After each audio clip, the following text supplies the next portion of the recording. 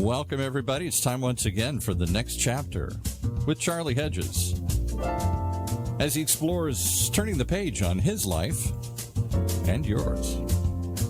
Hey, Charlie. Hey, Paul. Guess where we are today? Irvine? No, we're in Australia with our friend Ellie Gould. It's worse than that. She's in tomorrow. Yeah, that's it. But Ellie is, we were talking to everybody, we were talking to Ellie and she's on, it's Friday, her time. And so Paul asked her, so what's it going to be like tomorrow? And Ellie so kindly responded with kindness as normal. So today, as I just said, we have Ellie Gould, a high performance, first of all, let me say, she's just one of my dear friends from remote land. And she's a very sought after high performance coach. And Ellie has a new discipline that we're going to talk a lot about today, and that's she's a neuroplastician. And that doesn't mean that she does work on noses and lips. There's other things that she works on, which will be the focus of our show today. But as to Ellie's credits, honestly, it would take half the show just to list her credits. Still, she is a best-selling author of the book Feeling Forwards, which is endorsed by Tony Robbins. And it remains very popular today. She's a university lecturer, coached very successful people, and is currently working on a doctorate relating to, catch this, the mind and body connection with quantum physics. I have no idea what that is, but I wrote that down because it was in my notes. So let's welcome our very special guest, friend Ellie Gould. Welcome back to the next chapter with Charlie. Oh, it's such a treat to be here with you, Charlie and Paul.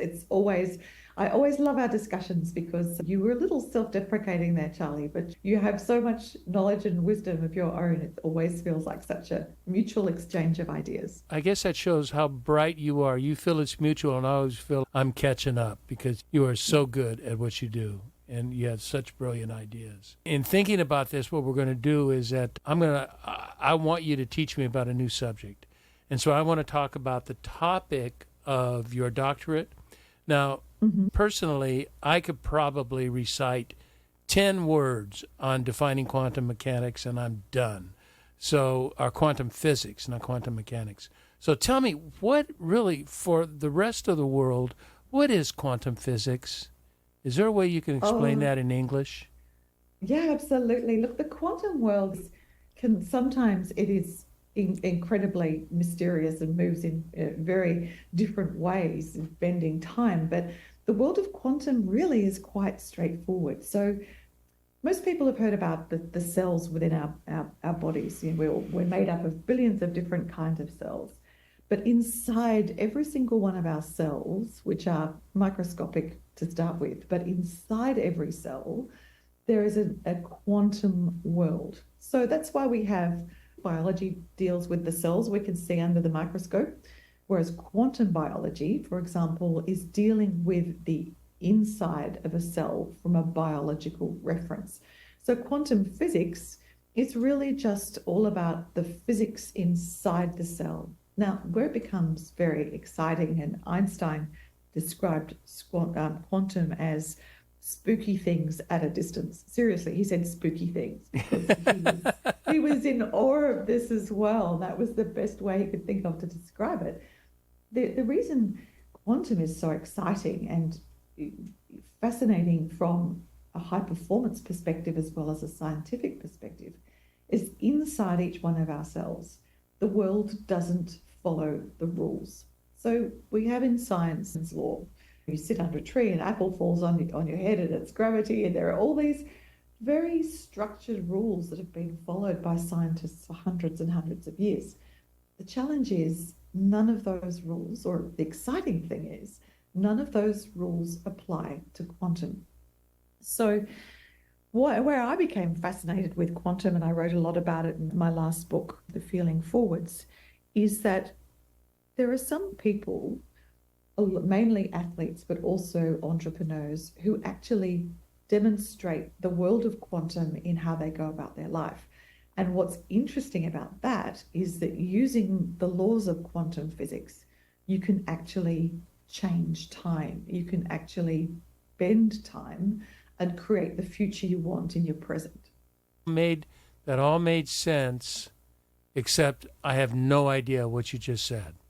I'll explain how quantum bends time. I'll do a mini science version, I promise, but then I'll do a sport version because that can be a little easier to understand because this stuff is pretty tricky. But where the time comes in is quantum, the inside of our cells and the energy inside our cells are called neurons, and you can measure these particles. And the teeny tiny parts of inside our cell, when you're looking at a scientific experiment, they're measured in light waves, and there's only two kind of ways these light waves can behave. You can measure them like a radio wave, or you can measure them like the spray from your hose. So if you picture in your mind the bendy kind of loops of a radio wave or the spray from your hose, what these scientists did was they said, oh, look, we want to do this quantum experiment, and what we're going to do is we're going to shoot these light particles out into space. So they did that, and it was a group of Italian scientists, and it was all going really well. And then halfway through, they thought, oh, we were measuring it as a wave. It's a shame. Why don't we start measuring it as a particle instead, as like a spray? So they changed their minds halfway through the experiment about how they were going to observe. And the crazy thing is, once they chose to observe it differently, the light particles traveled backwards in time. So it was as though for the whole experiment, they'd been measured the second way. So as soon as the scientists changed their mind and said, yeah, look, we were measuring it as a wave, let's now measure it as a spray formation, the quantum photons travel back in time and behave differently. So that sounds crazy. So how can this teeny tiny part of a particle have a mind of its own? And what they've found is that it's actually the human interaction that changes how these teeny tiny particles behave. Okay, but that does sound pretty spooky. So let's pretend instead that you're a sporty guy, Charlie. You come from a sporty family. Let's say one Sunday afternoon, you're getting together with some friends and you think, gosh, it'd just be nice to go and let's just have a friendly game of baseball. And you get to the baseball and you start playing, but next to the baseball pitch, there is a basketball game going on. And some of the guys pitch is field, by the way, everybody. So field. I said that and I thought, no, I think that's wrong. Okay, all right. Yeah, so there's a basketball court and a baseball field next to each other. Field. That's right. Field of dreams. I should have remembered that. Build it, they will come. There you go. So you're playing baseball and you look over and see your friends play basketball and you think, this baseball game is sucking. I've got struck out twice now. I wish I was over there playing basketball. So you say to your baseball friends in the middle of the game, during a break, sorry guys, I'm going to go over and play basketball now. And they say, okay, cool, Charlie. So you go over and play basketball and you get engrossed and you shoot a couple of 3-pointers, you're doing really well. And then you look at the scoreboard and you think, oh, but the scoreboard says I've been playing for the whole game, but I only got here halfway. How does that work? And then you look across to the baseball field and it doesn't exist anymore. That's quantum, because what you chose to observe, what you chose to focus on, actually changes time. Now, or does it change time or your perception of time? It changes, it bends, it affects the quantity of the time that passes. Really? And no wonder I have no idea what you're talking about. That's a great, after that great illustration, that was a super illustration. I'm into it. I'm checking all the boxes. And then I get there and go, huh? Like it's a change in physical reality. And that's what athletes do. That's what champions do. So this is the most accessible way. So an athlete, if you think about it, you have a skinny, gawky kid, whether it's a Michael Jordan who got dropped from the high school team, or it's a Tom Brady that was picked 199, or the Williams sisters that just didn't come from the right socioeconomic group to fit into tennis automatically. They have a big dream, and what they do, the champions that we so love, they sleep, eat, behave think like a champion before they've even won a race. So they exemplify how quantum and the observer effect, as it's known in science, changes time. Because by the time they've won Wimbledon, by the time they've won a Super Bowl, by the time they've even been successful in their first game or their first event, they've already been living that way, usually for about a decade. Whereas if someone said to you, you met one of my teenage children's, one of my friends, or you meet one of your friend's kids as a teenager and you say, what are you going to do? What are you going to do? You're going to college? What are your dreams? And they say, oh, I'm going to be an athlete. And you say, great, what sport are you going to do? And they say, I haven't really decided yet. I'm just going to wait till I win a few races, and then I might get a coach and I might start to work out and I might look at my diet. And you'd think, this person has absolutely no hope.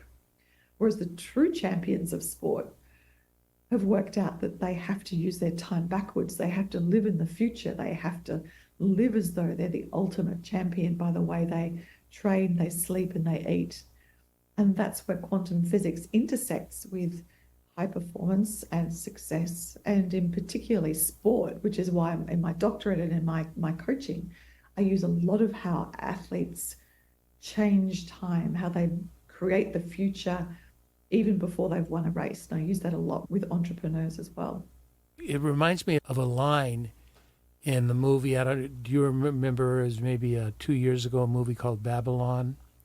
And it was about 1930s as silent movies were becoming talkies, and it was about that. And the star, her name is eluding me right now, Barbie.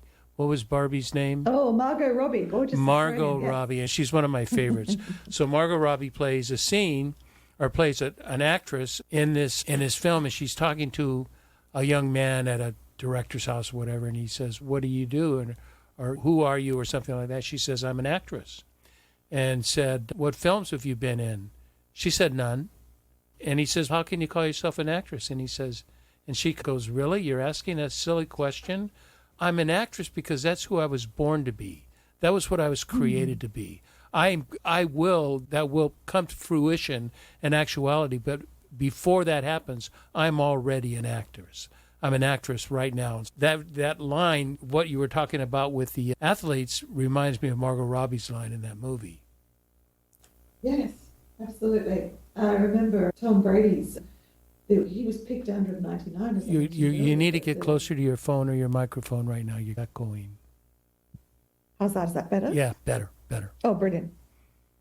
I remember Tom Brady, or the manager of his first team he joined, tells the story that Tom Brady was pick 199 out of 200. And he, on the first day of training, he walked up to the manager and said, I'm the best decision you've ever made. That's so cool. He didn't think about, oh my goodness, I've got to perform better than the 190 plus other guys that were considered better than me. That's brilliant. Yeah, see, I'm talking Australian now. That's brilliant. You, in your business, you have narrowed your focus of coaching, which you had business owners and yet a wide audience. Now you have a much narrower focus to entrepreneurs and what we also call solopreneurs. And you say, right in line with what you're talking about now, that entrepreneurs rewrite the rules. And is that what you're getting at with Tom Brady and with other athletes? What do you mean that entrepreneurs rewrite the rules? That's a great question. Entrepreneurs really they seek to create something new or look at something through a different lens. And I think particularly entrepreneurs have always been the lifeblood of every economy. And I've been doing some work with some UN-related agencies in the Middle East. And the barriers to entry for refugees, for anyone wanting to start a business are incredibly low, because they appreciate that the sooner they can get someone who's in a dangerous situation or who has come to start a new life, the sooner they can get them producing something, the better. And they rely on entrepreneurial spirit from not only their own people, but from migrants as well, to kickstart and to keep the economy going in sometimes unbelievably difficult circumstances. I was fascinated. I was at a global entrepreneurial conference, and the Ukraine were named as finalists, recognized by the organization for lowering the barrier to entry of entrepreneurship. And I thought, that's extraordinary in a country whose economic system is crumbling because of the war that's happening, to recognize that, well, we need people to start things. We need people to do something new. So yes, entrepreneurs, I think, are an incredibly valuable resource because they do seek to invent, convert, create. The example I love to use when I'm lecturing about this, talking about the difference between an opportunity and an idea, I think Uber is such a great example of rewriting the rules, because let's go back a few decades, Charlie. We were warned and then warned our children, never get into a car with a stranger. Never. That's one of the worst things you do. Isn't that and then true? Someone from Uber says, okay, let's make a business of saying, come and get into a car with a random stranger. When you look at it through that filter, it's absolute genius. And that's what they did. And thank heavens they did. They perform a really useful service. It's entrepreneurs also can be very fragile because Before you go there, I want to comment on this, because there's a really good illustration. I saw a movie series with one of my favorite actors, Charlie Hunnam, who was in Sons of Anarchy. And it was an adaptation of the book Shantaram, which was really popular, say around 2010, something like that. And he's a criminal that escapes from prison, changes his identity, passport, and goes to Bombay. And because he wants to hide his identity, he lives in the slums of Bombay, and he lives in the largest slum population. Now, the story's going to go on longer than I anticipated, but it's a good story. But there is such radical, because of the caste system, these are the lowest caste, the untouchables, so they can't get medical attention. They get nothing from the government. They get nothing, but there's a whole socio-political system within it. And he was a ambulance emergency worker in Australia before he was imprisoned.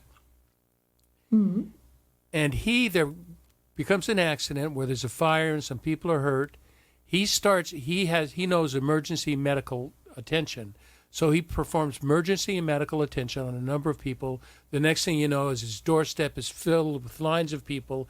He becomes the doctor of the slums with only an education in emergency. And the leader of the group says, you're practicing what we call Jugaad. Have you ever heard Jugaad? No. Look it up. You're going to love it. Jugaad.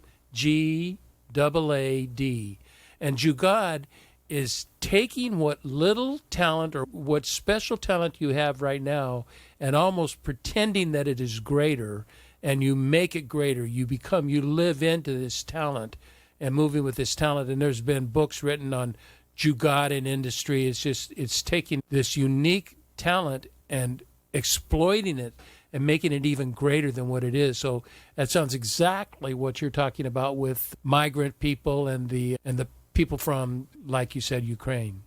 It's fascinating because in some ways it could be a chicken and egg conundrum, but so many entrepreneurs have had either a migrant background or have had some significant adversity, whether it's physical or socioeconomic. And I had an incredible chat with a chiropractor who deals with some of the top sports teams in LA and also does a lot of work with college kids. And he said it's the mind-body connection, which I talk and write about a lot, is about the kids that come in with an injury, and they've often done their knee playing football.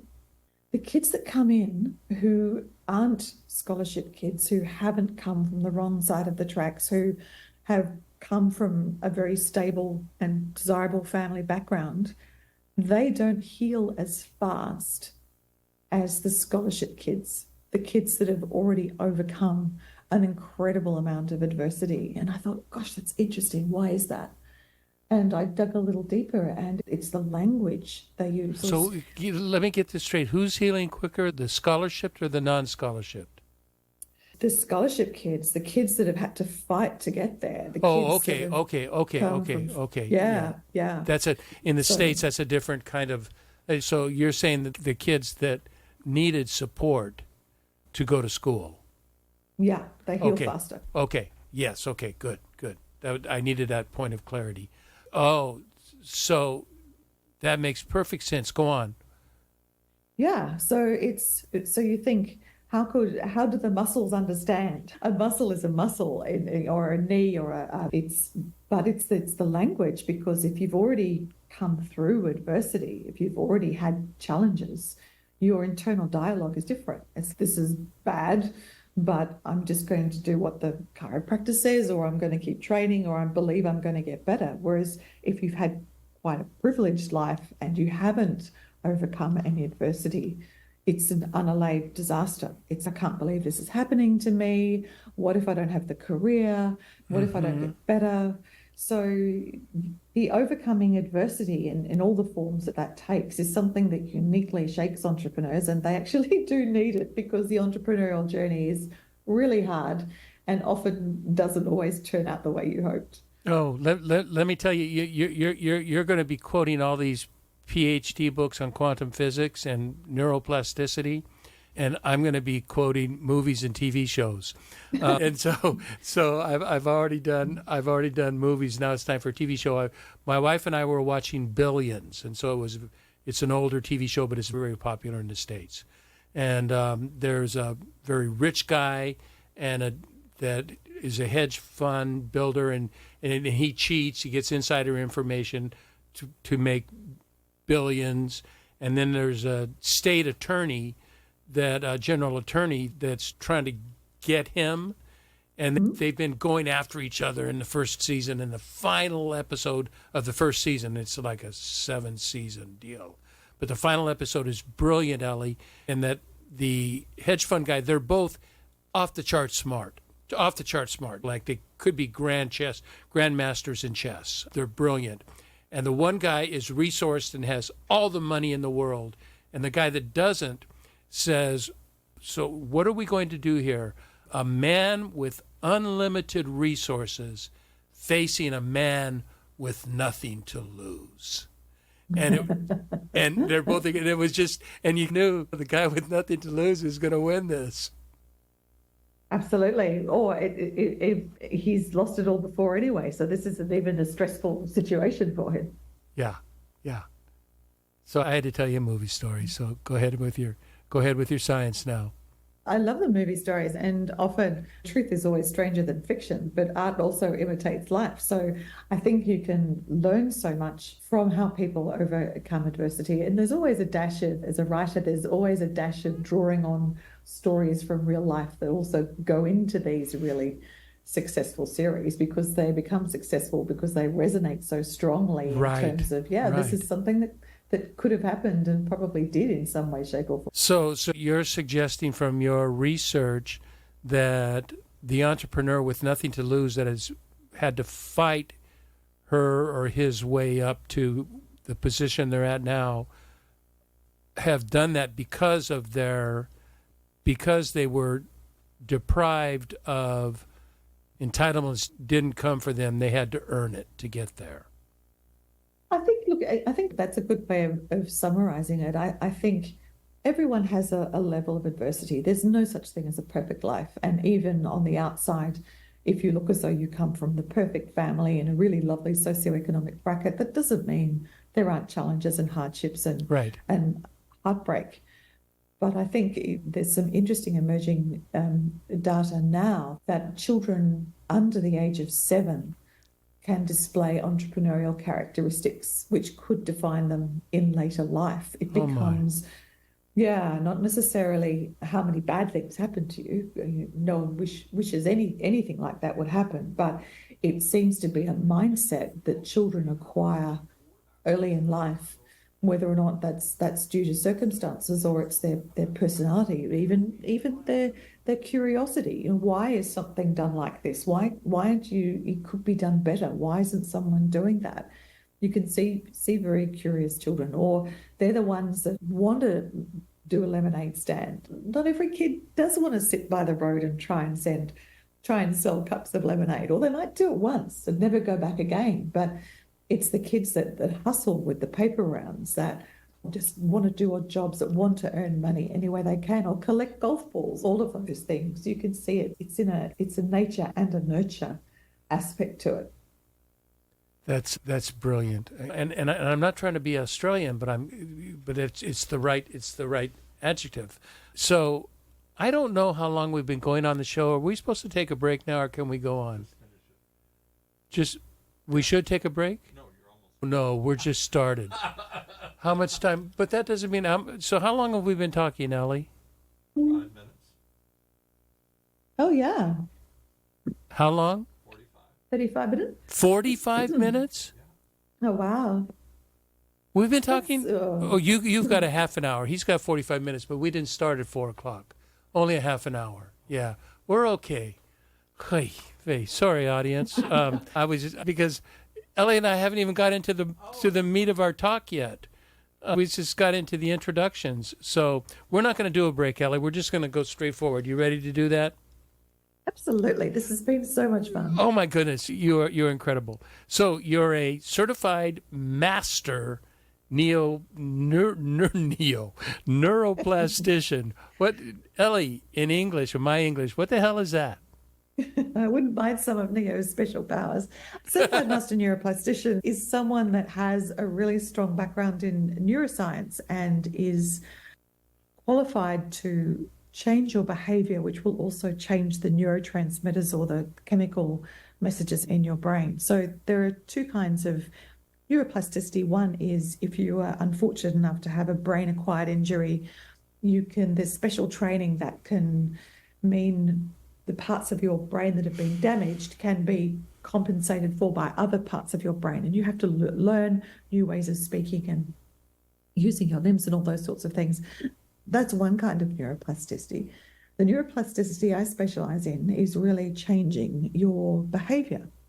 For example, I can have a stressed out entrepreneur that comes to see me and they say their willpower is broken and they used to be able to work for 14 hours a day and now they can't, and all the usual things that exhausted entrepreneurs complain about. And I'll say to them, okay, when's the last time you did soft focus? And Soft focus. Never heard of it. Yes, soft focus or soft fascination. And I say, okay, you're wearing out your brain and you need to give your brain a break. In fact, I called it a bubble bath for the brain. Let's take you away from your screen and I want you to go and sit in a park and I want you to look at a tree. Because the brain we've only been operating with this crazy modern 21st century style software for a couple of 100 years, really, with all the tech and everything else that we're bombarded with. Your brain actually doesn't like a lot of man-made shapes. Your brain loves to look at irregular shapes like a plant, the ocean, the open fire is one of my personal favorites. So let's start by just building in 10 minutes. I just want you to go and have some soft focus and soft fascination, because what that does is release these chemical transmitters in your brain that are going to increase your dopamine, which is going to make you feel better, but also dopamine is very important for motivation. It's going to let your brain wander, so you're going to change the actual structure of your brain waves. And then we're going to build in a few of these breaks a day, and then you're going to come back to me in a week and we'll talk about how you're feeling and how you're performing then. So that's really a great mini example of neuroplasticity. And by the way, I recommend anyone get some soft focus or soft fascination into their day, particularly if you are very screen-based and very working from home, for example. So what do you do if you live like me, Ellie? You've been to my house, I think, and I live in a neighborhood of tiny boxes and very little nature. What would my soft focus be? Can you see a tree from any of your windows? I could go outside and look at a tree. Yeah, that's it. Or clouds. If you're in a high rise and there's no trees and it's difficult for you to get out and wander, just sit and look at the clouds outside the window. Is that why a sunset is so attractive? Absolutely. No kidding. It's an incredible, I've seen stressed out entrepreneurs start to notice how their thinking patterns change, their motivation changes, how they feel lighter in themselves just by starting to include soft fascination as a regular process. Oh, so we have to, yeah, soft fascination. So you know what I want to get to, because Ellie, you and I feel we can go for a very long time. But I want to talk about, you are part of your neuroplastician, your neuroplasticity is rewiring the brain. And so part of that rewiring is it seems to me in this soft focus, you're almost unwiring the brain. Would that be true? That you're changing it to a different modality? But you talk about unwiring and rewiring. So I don't know if soft focus is unwiring or rewiring, but talk to me about brain wiring and neuroplasticity. Sure. The interesting thing about the brain is that there's two myths about the brain that sadly a lot of people believe. The first is that your brain is not a self-improvement tool. Your brain is not interested in personal development at all. Your brain is interested in you surviving another day. And even better, it loves it when you do the same thing over and over again, because if your brain can guide you through the day pretty much on autopilot, brain's very happy because that doesn't take up a lot of energy. None of us have ever heard that. That's new information for me, for sure. I was writing an article on this last night because so many times you might think to yourself, and I know you have one of the best morning routines I've ever heard about, but let's say you think, oh, look, I'm tired, I'm frazzled, I'm not getting anywhere. I'm going to do things differently tomorrow. I'm going to get up a little bit earlier. I'm not going to look at my emails until I've done some of the important things. I'm going to make sure I have a proper lunch break, and I'm really just going to get these top things done. That's fantastic. And then a phone call happens, something urgent arises, and in the middle of the afternoon, you realize that you're having the same day that you had yesterday, even though you really didn't want to. And that's the power of your brain being on autopilot, because your brain thinks, gosh, yesterday was pretty great. You didn't get eaten by anything. You're still alive, had enough to eat. Now we're sitting on the couch watching TV. This is a winner. Why would you want to change? So there's no warning light on your brain that you're indulging in destructive behavior or you're wasting time or anything like that. So the neuroplasticity part of it is sharing with my clients and your listeners is that if you want a new thinking pattern, if you want to develop new habits, you have to do it a very specific way. And just like I wrote in Feeling Forwards, the quickest way to create new neural pathways or new patterns in your brain of thinking is to attach emotion to it. So if you get really excited about something, that thinking will stick and you can change your habits. And that's why New Year's resolutions don't work, because hundreds of millions of people think, oh, I should get up earlier and work out, but with no real emotion attached to it. So apart from the fact they're doing something they didn't do yesterday that your brain thinks, oh, this is a bit uncomfortable, your knees are hurting, wow, I'm panting, why are you making me go for a run in the first place? That's why habits don't stick. But through neuroplasticity, you can change the emotions in your body, and then you can change the chemistry in your brain, and you can have a completely different day. So how do you describe for me an emotion, and how an emotion that is going to get me to be active in a new habit, and how do I integrate that? So how do I do the rewiring? It comes down to really creating your future. Let's take learning a language. Learning a language is great for your brain. So let's say I'm taking Spanish now, right? I do, I know. Let's take Spanish as an example. Let's say you're learning Spanish because your doctor said to you, oh, it would be good for your brain if you learned a new language. So let's say you go to Spanish lessons and they're okay, and you're finding it hard to retain the information. But then let's say you go to work at a new job. You're a different person. So you go to work at a new job and there's an incredibly gorgeous person there who doesn't speak much English, but they speak a lot of Spanish. And you think, They are incredible. I really need to get to know this guy, girl. Yeah. I'm going to learn Spanish. And then I'm going to be able to order in Spanish and I'm going to speak to them. You would approach your Spanish lessons with a completely, not only different set of emotions, but a different possible future.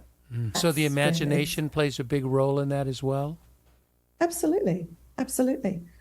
I'm wondering, what does this have to do with the role of creativity? Is creativity and these emotions and this entrepreneurship, is that all part of it? Is the creative being part of the brain's rewiring? How do we bring that into it? Because I know when I get into something creative and new, then I automatically have passion. When I'm stuck, I'm immersed in that new and creative way of thinking. I think you raised an interesting point, because when you start to create something new, you have a picture in your mind of how it's going to turn out. And the essence of creativity is you never imagine that it's going to turn out really badly. You imagine it's going to be amazing. And as soon as you imagine it's going to be amazing, all those emotions generates a beautiful cocktail of brain chemicals, and you feel uplifted, you feel excited, you wake up in the morning and you can't wait to get back to your painting or your writing or whatever it is. It's once our imagination kicks in, which is really what distinguishes us from other organisms on the planet. If you can harness the power of your imagination and then tie that to specific behaviors, that in essence is the secret of high performance. It's the ability to feel a future that's not yet real.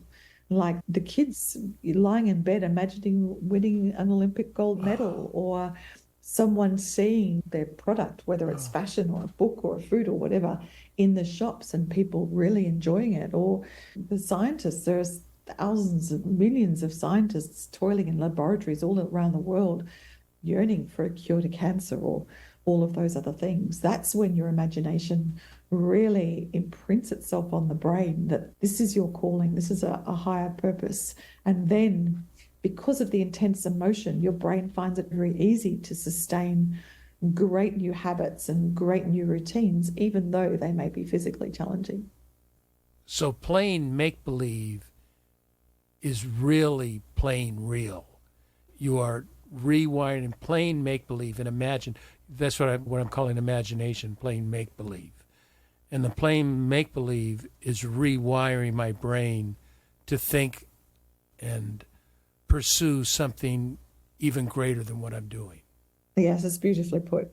There are experiments where just imagining, so they've put people in a plaster cast and told them to imagine their muscles getting stronger. And a group that haven't got their wrist in a plaster cast, they go to the gym. And then at the end of the period of time, the 6 weeks, the cast is taken off. And the people that imagined their muscles getting stronger get out of had here. muscles, that were as strong, if not stronger, than the group that went to the gym. It's that powerful. Oh, my. Ellie Gould, you are absolutely amazing. And I've got a list, as I've shown you my note. There's still several things I want to talk about, but I think we've probably exhausted our time, and the patience of our listeners, although if they're like me, they're saying, I want more, and we should consider a part 2 of this and going on, because we didn't get to talk about real estate, the brain and real estate.